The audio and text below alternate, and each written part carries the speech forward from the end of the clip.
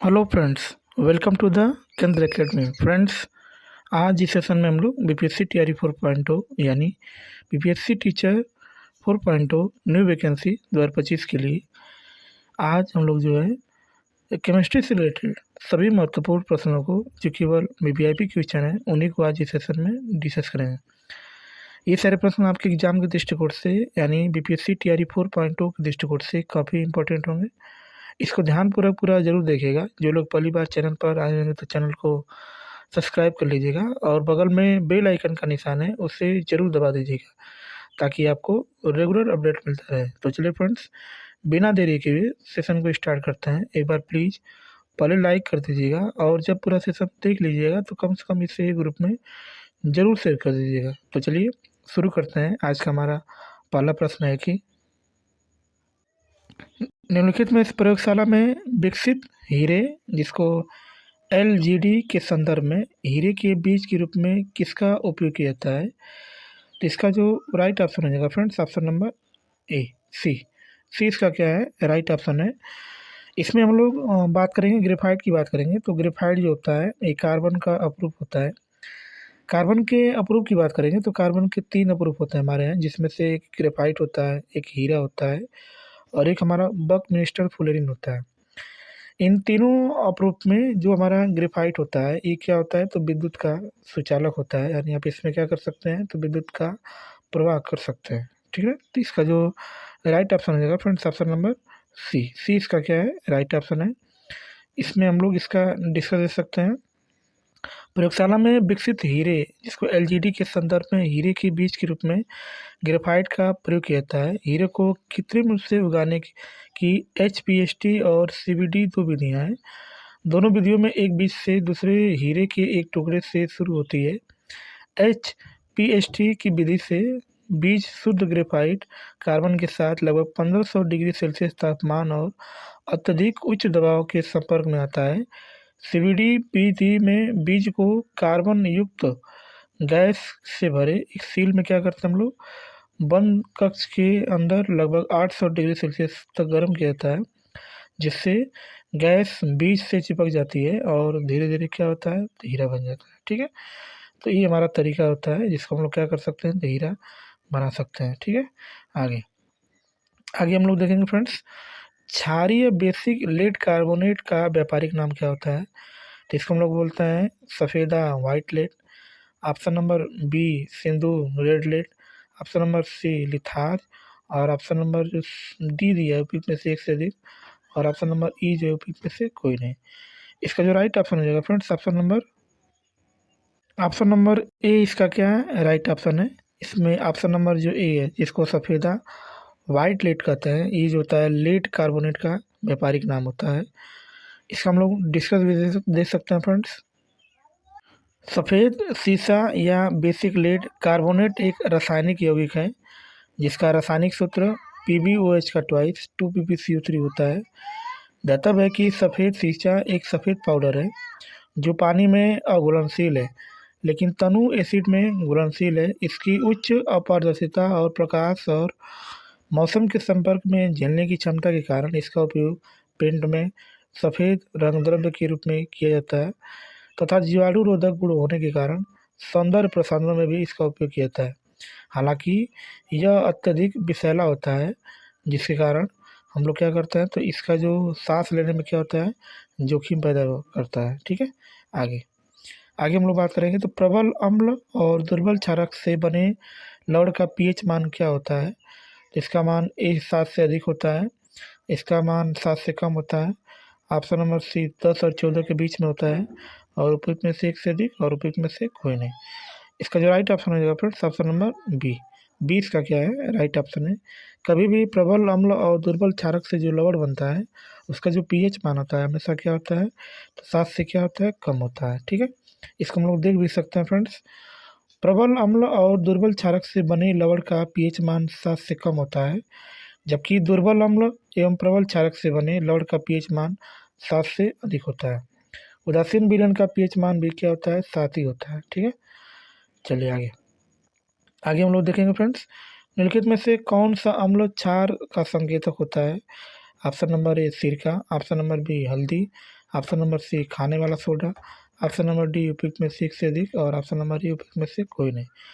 इसका जो right option हो जाएगा friends option number B. B इसका क्या है राइट ऑप्शन है। जो अम्ल क्षार का जो संकेतक होता है उसका नाम क्या होता है, तो हल्दी। हल्दी क्या करता है, तो अम्ल क्षार का संकेतक होता है। ठीक है। जो पदार्थ जलीय विलयन में अपघटित होकर हाइड्रोजन आयन देते हैं उन्हें अम्ल, तथा जो पदार्थ जलीय विलयन में अपघटित होकर हाइड्रॉक्सिल आयन देते हैं वे क्षार कहलाते हैं। अम्ल स्वाद में खट्टे होते हैं और क्षारक स्वाद में क्या होते हैं, कड़वे होते हैं। अम्ल का जो पीएच मान होता है 7 से नीचे होता है और क्षार का पीएच मान 7 से ऊपर होता है। इन्हें पहचानने के लिए अम्ल क्षार सूचक का प्रयोग किया जाता है। अम्ल क्षार के प्राकृतिक सूचकों में हल्दी, लाल बंद गोभी का पत्ता, गुड़हल का फल आदि शामिल है। हल्दी पीले रंग की होती है और इससे अम्लीय विलयन में डालने पर यह पीली की तरह रहती है, पीली ही रहती है, तथा क्षारीय विलयन में डालने पर यह क्या होती है, लाल हो जाती है। ठीक है। तो इसका हम लोग इसका जो राइट ऑप्शन हो जाएगा फ्रेंड्स ऑप्शन नंबर बी हल्दी। ठीक है। आगे शुष्क बुझे हुए चूने पर क्लोरीन गैस की प्रक्रिया कौन सा पदार्थ बनता है। तो शुष्क बुझे हुए चूने की सूत्र की बात करेंगे तो इसका जो सूत्र होता है Ca, और क्या होता है OH का क्या होता है ट्वाइस होता है। तो इस प्रकार है कि जब भी आप क्लोरीन क्लोरीन का मतलब होता है कि जब आप Cl2 से इसको रिएक्शन कराएंगे तो क्या बनेगा, तो इसमें ऑप्शन नंबर ए कैल्शियम क्लोराइड बनता है, ऑप्शन नंबर बी विरेंजक चूर्ण बनता है, ऑप्शन नंबर सी हाइड्रोक्लोरिक अम्ल बनता है, उपयुक्त में से एक से अधिक और उपयुक्त में से कोई नहीं। इसका जो राइट ऑप्शन हो जाएगा friends option number B. B इसका क्या है राइट ऑप्शन है, यानी विरंजक चूर्ण का क्या होता है निर्माण होता है। ठीक है। इसको हम लोग देख सकते हैं फ्रेंड्स इसका डिस्कस। शुष्क बुझे हुए चूने जिसका सूत्र होता है CH का ट्वाइस से क्लोरीन गैस यानी Cl2 से क्रिया कराने पर विरंजक चूर्ण बनता है, जिसको हम लोग ब्लीचिंग पाउडर के नाम से इसको जानते हैं। और इसका जो सूत्र होता है CaCl2 होता है। यहाँ पर रिएक्शन आप देख सकते हैं फ्रेंड्स CaOH का twice plus Cl2 CaOCl2 plus H2 बनता है। यह प्रतिक्रिया कमरे के ताप पर होती है जिसमें कैल्शियम क्लोराइड और कैल्शियम हाइपोक्लोराइड का क्या होता है मिश्रण होता है। ठीक है। चलिए आगे। आगे हमारा प्रश्न है निम्नलिखित में से कौन नीले लिटमस को क्या करता है लाल में बदल देता है। तो इसको हम लोग ऑप्शन इसका देख सकते हैं।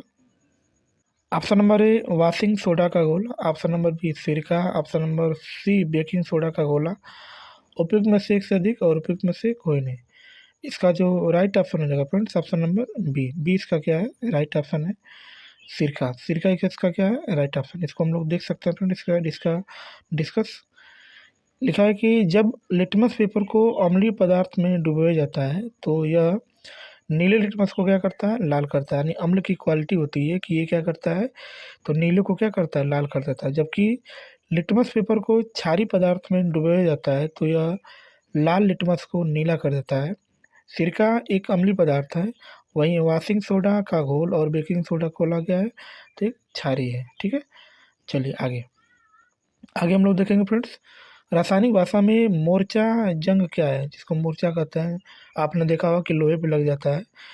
तो option number A hydrated ferric oxide, option number B hydrated ferric oxide, केवल फेरिक ऑक्साइड, उपयुक्त में से एक से अधिक और उपयुक्त में से कोई नहीं। इसका जो राइट ऑप्शन हो जाएगा फ्रेंड्स ऑप्शन नंबर सी। सी इसका क्या है राइट ऑप्शन है। केवल फेरिक ऑक्साइड जो होता है इसका क्या है राइट ऑप्शन है। ठीक है। इसको हम लोग देख सकते हैं फ्रेंड्स।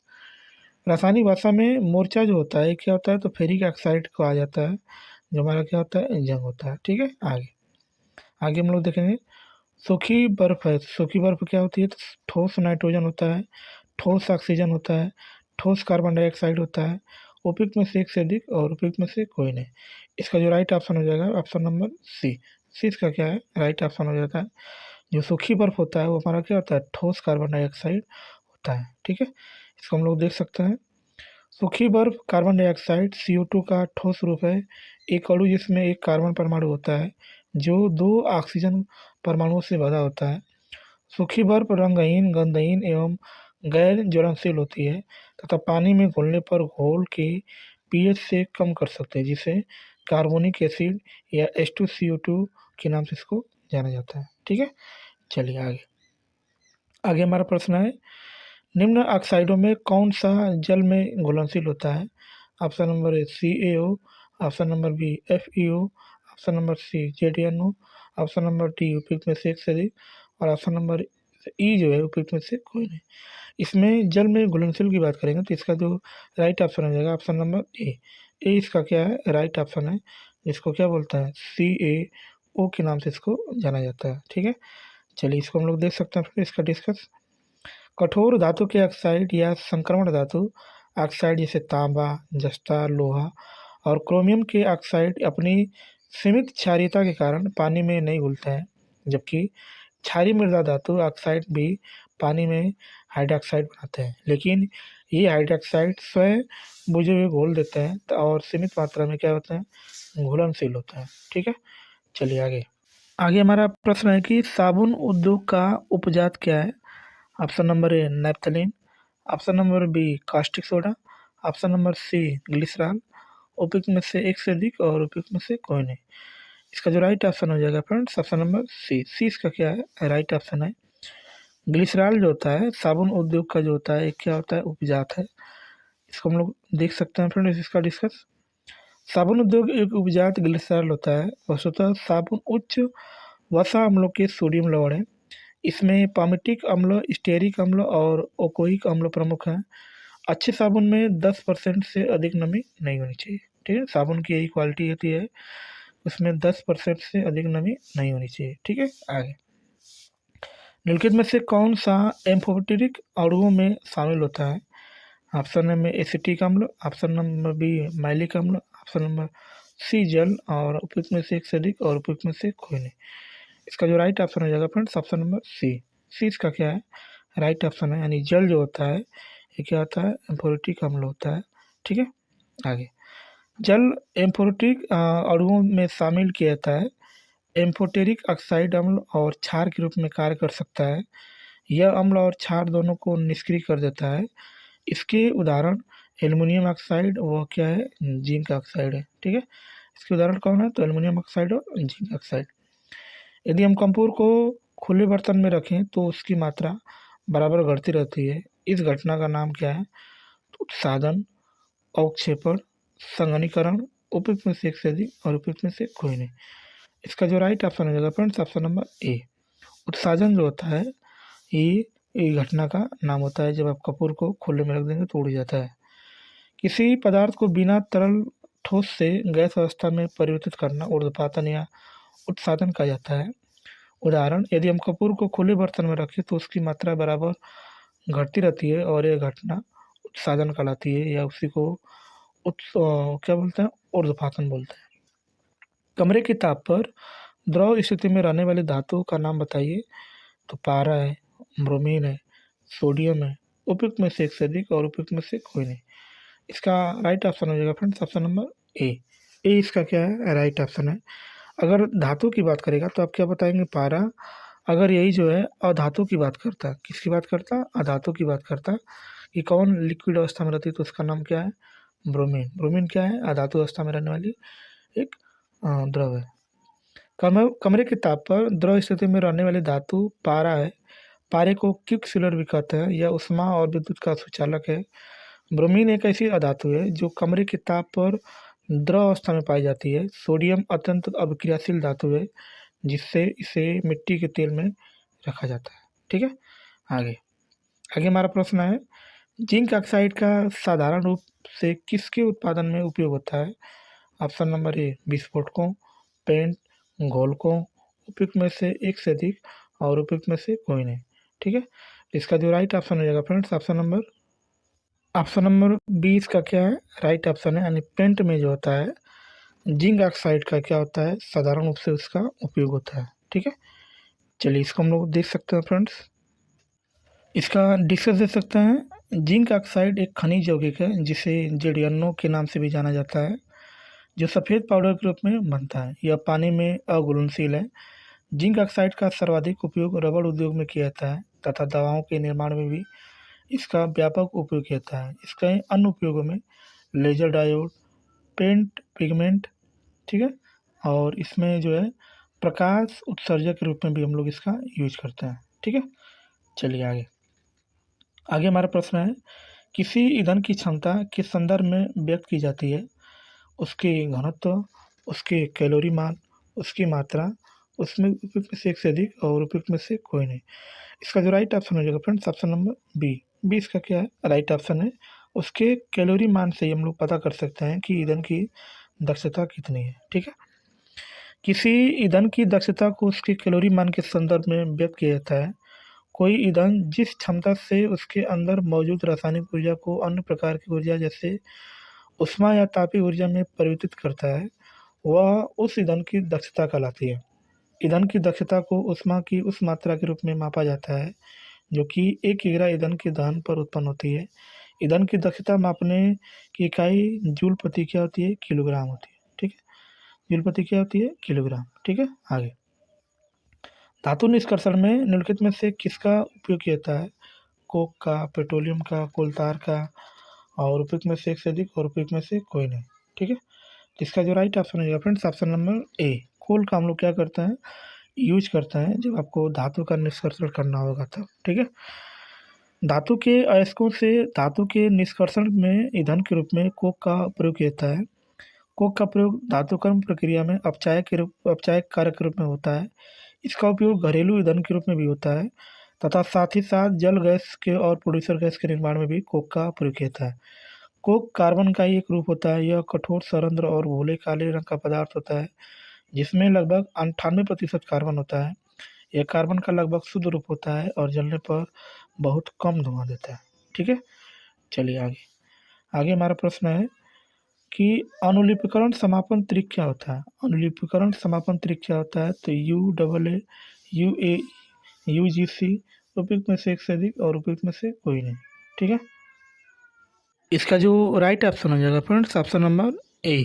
ए इसका क्या है, राइट ऑप्शन है। यानी अनुलिपीकरण में हम लोग किसका यूज करते हैं, तो UAA का हम लोग क्या करते हैं, यूज करते हैं। चाहेंगे तो हम लोग इसका डिस्कस भी दे सकते हैं फ्रेंड्स।